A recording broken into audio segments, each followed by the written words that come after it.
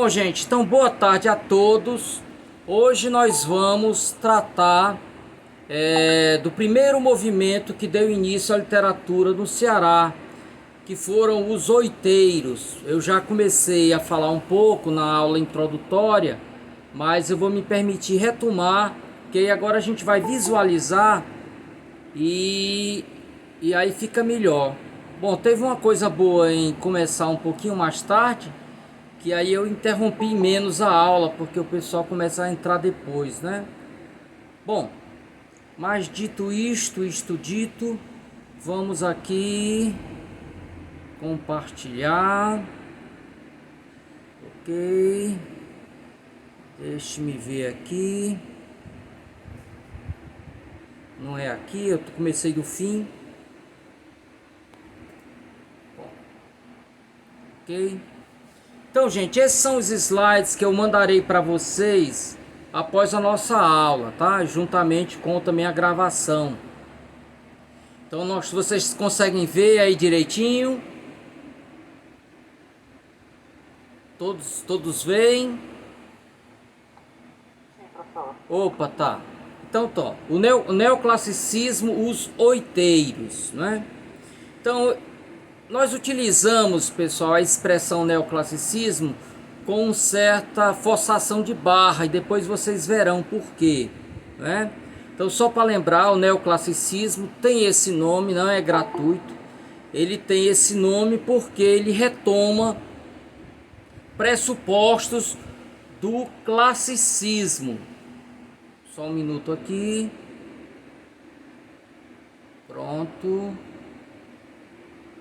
Então são três escolas que têm um nome semelhante porque eles têm pontos de contato entre eles, né?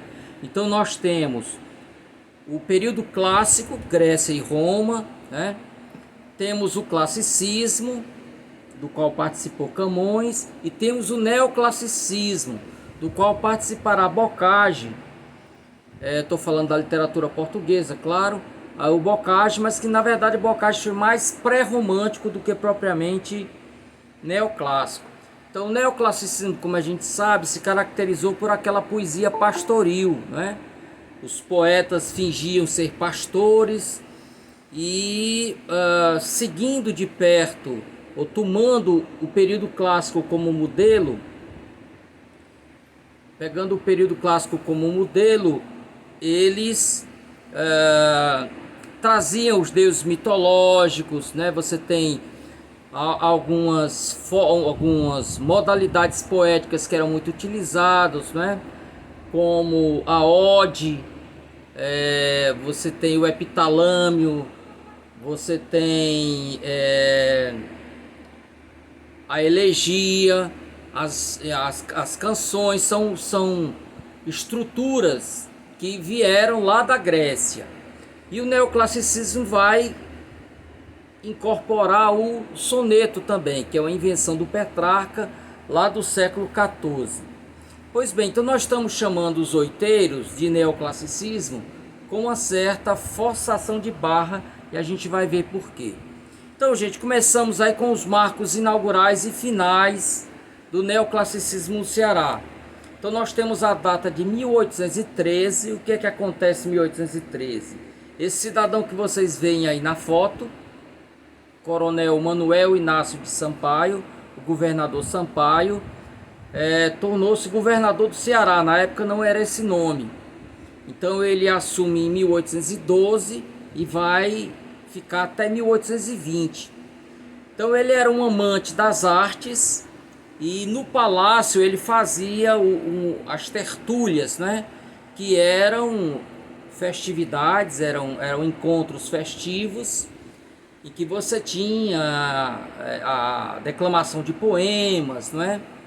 Então, em 1813, ele, que era um apaixonado pelas artes, dá início a essas tertúlias. E nós vamos ter uma carta que até 1817 ele ainda fazia isso. Ele, numa carta de 1817, você tem a informação dada por ele mesmo de uma festa, né, em que houve a declamação de poemas. Razão pela qual o marco, voltando para cá, O marco que eu coloquei aqui foi o marco de 1820, coloquei essa interrogação. Tem muitos manuais de literatura cearense, vocês encontrarão apenas as datas de 1813 a 1814. Então teria sido um movimento muito efêmero, né? De apenas um ano, mas a esse questionamento. Então eu citei aqui o próprio Sâncio de Azevedo, no texto que eu mandei para vocês, ele cita isso, né? Carlos Estuda Filho cita uma carta de 1817 em que o governador faz referência a uma festa com a declamação de poemas. Então, até que se prove ao contrário, nós não temos como afirmar por certo quando se concluiu o movimento lá dos oiteiros, ok? Então, provavelmente até o ano em que ele esteve à frente do governo, é uma possibilidade que se coloca.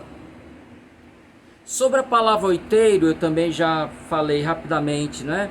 Então, quando você vai ao dicionário, o oiteiro, pessoal, é colocado como uma variante, uma variação da palavra outeiro, né?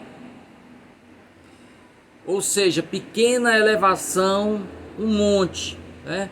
É com essa acepção que a palavra aparece nesse poema aqui. Vocês estão vendo direitinho? Ah, porque eu tinha esquecido de fazer esse movimento. Mas vou ter que voltar de novo para autorizar alguém a entrar na sala. Procure não chegar atrasado, assim como eu, tá? Mas voltando para cá. Opa, tem que deixar ele grandinho aqui. Isso. Bom, quem entrar atrasado vai levar um castigozinho. Eu vou demorar um pouco a autorizar a entrada. Então a palavra outeiro geralmente é utilizada como sinônimo de outeiro de monte. Então você tem esse poema aqui do Fernando Pessoa, através do seu heterônimo Alberto Caeiro. Ele diz: nas cidades a vida é mais pequena que aqui da minha casa, do cimo deste outeiro. Na cidade as grandes casas fecham à vista a chave, escondem o horizonte, empurram o nosso olhar para longe de todo o céu, tornam-nos pequenos porque nos tiram o que os nossos olhos nos podem dar, e tornam-nos pobres porque a nossa única riqueza é ver. Então essa ideia do outeiro, a casa sobre o outeiro, está muito ligada a essa ideia do poeta, né? Aquela pessoa mais sensível, mais entre aspas, perto do céu, né? O Alberto Caeiro, vocês sabem, é o heterônimo do Fernando Pessoa ligado ao campo, né? As coisas simples, a natureza, ok? Bom, então aqui nós temos um poema em que outeiro é colocado como sinônimo, oiteiro como outeiro, como sinônimo de monte. No entanto, a palavra outeiro também é festa no pátio dos conventos. Festa na pátio dos conventos. E é com essa ideia, ou aproximadamente essa ideia, que Câmara Cascudo, né, o célebre folclorista potiguar, ele vai nos dizer o seguinte: outeiro era um concurso ou certame poético que se costumava celebrar nas festas religiosas. Então a ideia aí de concurso ou certame poético dá uma ideia de uma competição, que os poetas, né, vão competir um com o outro.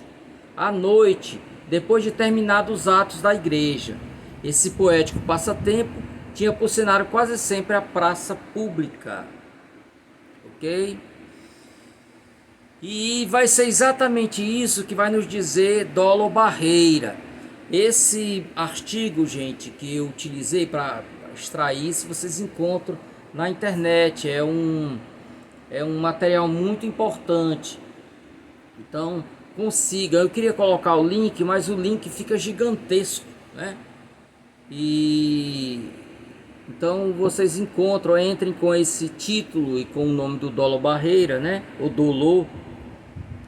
Sampaio, que governou o Ceará desde aquela data, que é 1812, até 12 de janeiro de 1820, era um homem inteligente, culto, assim dado as armas como as letras. Não era dos homens a que se refere Antônio Sales no mencionado trabalho, os quais mal chegava o tempo para cuidar dos mistérios de seu cargo. Já que citei Antônio Sales, pessoal, Dolo Barreira, ele vai inovar os estudos sobre a literatura cearense, porque Antônio Sales, antes dele, define a data de 1824 como o início da literatura. Então Dolo Barreira vai trazer o movimento dos outeiros pela primeira vez. Essa informação está lá no último slide, né, que eu estava inclusive nele quando eu abri. A gente vai chegar lá. Preocupado também com as coisas do espírito, introduziu Sampaio em Fortaleza, segundo nos noticia o Barão de Studat, e é de inegável tradição, o uso dos chamados oiteiros, por virtude dos quais os intelectuais do tempo, agrupados no Palácio do Governo, em torno do governador, faziam literatura, de preferência poética. Vinha-lhes o nome dos oiteiros, que se celebravam em Portugal. Então ele já está nos dando aqui uma nova informação histórica sobre a palavra. Nas cidades e subúrbios, especialmente nos conventos de freiras, por ocasião das festas dos orágulos, das eleições das preladas, ou dos aniversários natalícios, e em que os poetas glosavam os motes propostos pelas esposas do Senhor. Então, nessa época em que as freiras, né, eram eleitas, né, havia uma hierarquia, então se costumava fazer essa espécie de competição. Então, ela colocava um mote e os poetas tinham que glosá-los. Então, o que é mote, pessoal? Em geral, são duas linhas, são dois versos, em que os poetas devem transformar aqueles dois versos em uma estrofe, em um poema. Espera que eu vou liberar aqui o pessoal agora. Pronto, voltando para cá. Então, elas colocavam o mote, não é? E eles tinham que fazer um poema que terminaria com esses dois versos que as freiras colocaram para elas. Então a palavra já tinha uma acepção ligada à literatura, né, bem antes. Característica da produção dos oiteiros, pessoal. Primeiro é interessante que se diga, como um colega perguntou e eu respondi na ocasião, que não é um movimento, né, no sentido tradicional do termo. Você não tem manifesto, não é? Eram, na verdade, reuniões. Então, a primeira característica dos poemas desse período, gente, era que eram laudatórias, quer dizer, poesia destinada à louvação, ao elogio. E áulica é ligado ao palácio, né? Quando as pessoas que você está louvando estão ligados, né, ao rei ou às pessoas que o cercam. E estendendo o sentido da palavra, áulico está ligado ao governante, independente de ser monarquia ou não. Então, boa parte da produção dos autores ligados aos oiteiros se destinava para o elogio de heróis pátrios, incluindo o rei Dom João VI, né? Então, como vocês sabem, a família real chega ao Brasil em 1808. Então, no período em que se desenvolveu o movimento dos oiteiros, o nosso imperador era Dom João VI, que tinha vindo para cá banido, fugido das tropas de Napoleão que invadiram Portugal. Então, esses elogios se estendiam ao rei Dom João VI e, claro, ao governador Sampaio, porque ele também era um mecenas. O que é um mecenas, pessoal? É aquele que, além de ser simpático à arte, ele financia, né? Ele patrocina os escritores. Então, nesse ponto, seguia um dos postulados neoclássicos de Luiz Antônio Vernet, que dizia que a poesia deveria ser de celebração, né, às grandes figuras, ao governante e tal. Os textos ainda se achavam impregnados de racionalismo barroco. Então, gente, vocês vão ver que quando a gente chama de neoclássico, a gente está, de alguma forma, usando de uma certa licença poética, né? Porque muitos dos poemas ainda traziam alguma coisa do racionalismo barroco. Outra característica, gente, que faz com que os textos fujam do neoclassicismo tradicional brasileiro, era que não se cultivou aqui o pastoralismo, né? Então os poetas não se fingiam de pastores, como era padrão para os poemas do período, tá? As poesias do grupo eram destituídas de grandeza de estro, quer dizer, eram poemas que do ponto de vista estético elas eram muito questionáveis. Então o valor deles o valor é principalmente histórico, porque é um movimento que vai inaugurar a literatura aqui. Não é de se estranhar, pessoal, porque a obra que dá início à literatura no Brasil, que é a Prosopopeia do Bento Teixeira, acho que é de 1602, é uma obra também de baixa qualidade, também uma obra voltada para o elogio do governante, né? Então isso não é novidade em termos de literatura brasileira. Então eles cultivaram principalmente o soneto, vocês vão ver com alguns poemas que eu trarei, mas há outras modalidades também que eles irão utilizar, né? Como o caso da ode, né? Então a gente vai ver mais à frente, ok? Aqui, gente, eu trouxe uma fala do Arthur Eduardo Benevides, um dos maiores escritores que nós já tivemos, né? Já falecido. Então ele diz nesse texto dele de 1976: os oiteiros eram uma espécie de justa ou prélio intelectual, né? Então tanto justa como prélio significa batalha, combate, né? Claro que um combate poético. Nós temos, por exemplo, no universo da cultura popular, as pelejas, né, entre dois cantadores.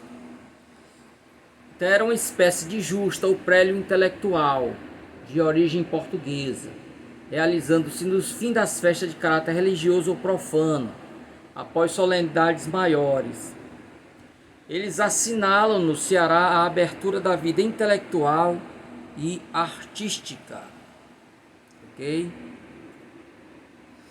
De novo, pessoal, trouxe o Dolor Barreira, né? Eu tenho o livro dele, História da Literatura do Ceará, mas não encontrei. Estou muito temeroso de ter emprestado e de terem esquecido de devolver. Vocês sabem que livro raro é aquele que a gente empresta e devolve, né? Então o Dolor Barreira diz o seguinte: os outeiros não constituem a rigor uma sociedade literária com a sua organização e estilos convenientes. Então nós tivemos vários movimentos de fato ao longo da trajetória da literatura cearense, a Padaria Espiritual, né? O Grêmio Cearense, o Centro Literário. Bom, nós veremos todos eles ao seu devido tempo. Então, ao contrário destes movimentos, né, os outeiros não tiveram essa organização e estilos convenientes. Então você não tem um manifesto. É uma das características de um movimento tradicional, é você ter um manifesto. Nesse manifesto você diz para que veio o movimento, o que é que ele pensa sobre arte, sobre literatura e sobre outras questões também. Mas praticando seus colaboradores em reuniões sob a presidência de Sampaio, não me parece fora de termo a sua referência e exame no estudo relativo às associações literárias do Ceará. Então lembre que nós estamos falando, pessoal, de um artigo pioneiro. Dolor Barreiro vai trazer essa ideia nova, né? Até então não se discutir a existência dos oiteiros, né? Isso como inaugurador da nossa literatura. E ainda ele continua dando um salto no artigo, ele diz: faltam, é claro, a essas odes a elevação das ideias, a ousadia das metáforas, o brilho das imagens, a riqueza e variedade dos ritmos, a harmonia e majestade do estilo, que distingue os grandes espécimes do gênero, mas não deixam de ter valor relativo, quer dizer, histórico, né? Como amostras de uma literatura incipiente, a ensaiar-se, tateante, nos seus primeiros passos. Aliás, gente, isso é a marca de todo pioneiro, né? Dificilmente o pioneiro, aquele que abre a vereda, ele é o maior, né?